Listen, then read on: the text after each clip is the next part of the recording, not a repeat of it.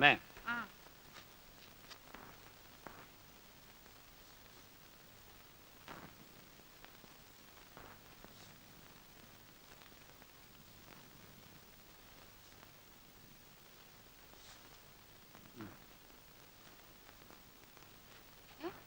ഇത് 500 രൂപയല്ലേ ഉള്ളൂ? അതെ. എല്ലാ മാസം 1000 രൂപയല്ലേ നീ തരാറ്? അത് ഞങ്ങൾ രണ്ടുപേരുള്ളപ്പോഴല്ലേ, ഇപ്പൊ ഗീതയില്ലല്ലോ. നിന്റെ കാശും കൂടെ പ്രതീക്ഷിച്ചുകൊണ്ട് ഇവിടുത്തെ ചെലവൊക്കെ നടക്കുന്നതെന്ന് നിനക്കറിയില്ലേ ഉണ്ണിയെ?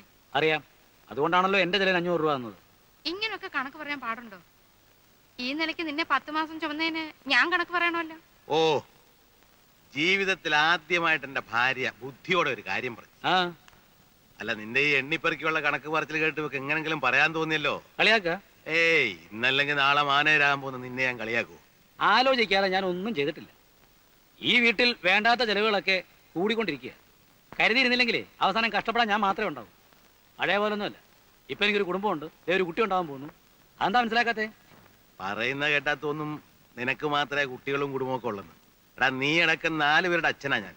വരുമാനം കുറവായിരുന്നപ്പോഴും അന്തസ്സായിട്ട് തന്നെ നിങ്ങളെയൊക്കെ ഞാൻ വളർത്തിയത്. അന്നച്ഛനെ ഞങ്ങളെ മാത്രം നോക്കിയാൽ മതി. ഇവിടെ ഇപ്പൊ അതാണോ സ്ഥിതി? ഇല്ലാത്ത കാശുണ്ടാക്കി ഒരുത്തിയെ കല്യാണം കഴിപ്പിച്ചയച്ചു. ആ ബാധ്യത സഹിക്കാം. ഒരു നിസ്സാര കാര്യത്തിന് വഴക്കുണ്ടാക്കി ദേണ്ട വന്നിരിക്കുന്നു. സൽക്കരിക്കാൻ നിങ്ങൾ കുറെ ആൾക്കാർ. എന്റെ കാര്യം ആലോചിച്ച് ആരും വിഷമിക്കണ്ട.